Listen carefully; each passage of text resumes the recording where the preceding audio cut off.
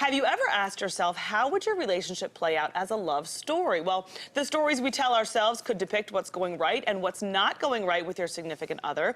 Relationship expert Lisa Lieberman-Wang joins us this morning to discuss. Thank you for coming in, Lisa. Oh, I'm excited to be here. It's a good topic. I know. I love this. I was reading through the notes that you sent, and it reminds me of, we were saying before, I've read the book, or snippets of it at least, The Love Languages, and it's all about how you give and receive love, right? Absolutely. And I kind of took a slant from the love languages to the love stories, because we can change it.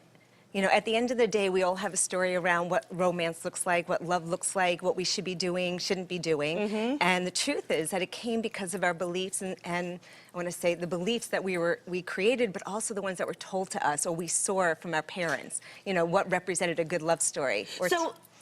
Go ahead. Sorry, I didn't mean to cut you off. Go ahead. No, or even TV, right? TV gives us the worst examples of love stories because most of them aren't realistic. They have the fairy tale, right, where everything ends and people just sort of run off into the sunset. So break it down for us in terms of how people do give or receive love, how they prefer to do that. You know, there is 5 different ways that we have a love story. The first can be deeds of kindness. You know, I look at it as, if you're really, I'll give you an example. If you drink coffee and all of a sudden your significant other brings you coffee and just, you don't have to ask for it, but the first thing in the morning you get it. That's a deed of kindness, right? Or knows that you like something specific and they want to make your life easier. Those are deeds of kindness. You know, doing stuff like that are really the important piece of how they treat you. This other one can be speaking words of love. You know, I know for some people they need to hear it all the time. I love you, you're wonderful, you're fabulous, you're gorgeous, you're beautiful, you're handsome, and you're amazing.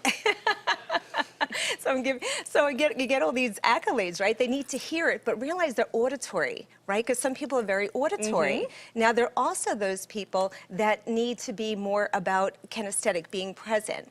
And a lot of people, I have one gentleman who I was working with, and he's married 30 years, and he turned around, we had this thing, his love story was all about doing good deeds. And we find out his wife's story is about being present. And yeah, so he's over there doing everything he can to take care of the house and take out the garbage and everything else. Because that's how he feels loved. That's how he feels loved. And for her, he would think, well, you know, I'm with her all the time. I'm watching TV with her. I'm doing this with her.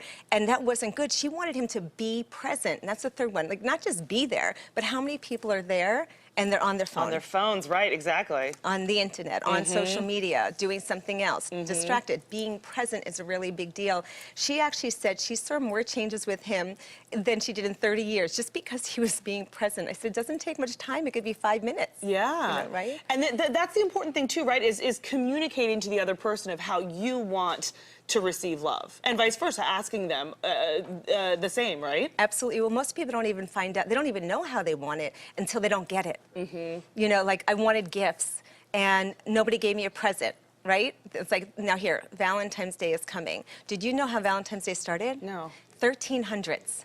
It was all about creating, you know, future children and family and stuff like that. And then by the 1800s and 1900s, it became commercialized, but it was the 1300s. Today, over 6 million people get proposed to on Valentine's Day. I believe that. So there's expectations around it, but it's not what the intention was originally. Then all of a sudden we have the flowers and the candy and everything else that comes with it. But those are the people that need presents, right? They need to know there's going to be something coming to them.